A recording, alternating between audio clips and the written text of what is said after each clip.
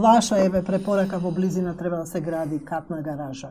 И таа катна гаража гледа точно под прозорот на интензивната нега. Дали таа бука може да им смета на... Buka se uvek smeta. Na novorodenčine. Buka smeta, drugo, znate, nekada možete da napravite izolaciju u okviru same bolnice.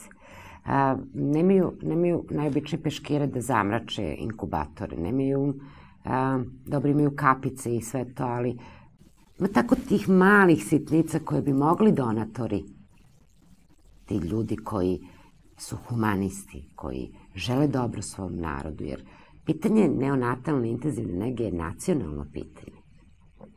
Kao što vi imate, verovatno, u nekim delovima Makedonije manje rađanja nego umiranja i negativan trend, tako imamo i u Srbiji. Mi to zovemo belom kugom, verovatno i vi.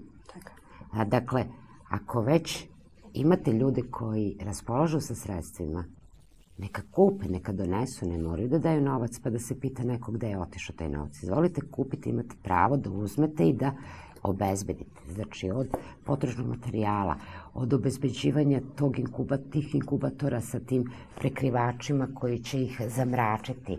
Imate specijalne kapice da to bude i negde i akustično izolovano. Znači, uradite to. Sada ja da ne ulazim ko je projektovao garažu i ko je dao... Ne, nema da navleguvаме во тоа, него... Ja pričam samo o tome da...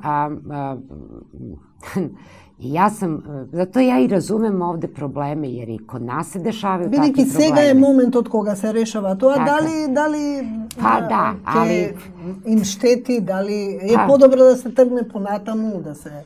Ja znam, ali oni ne mogu na drugo mesto osim tu.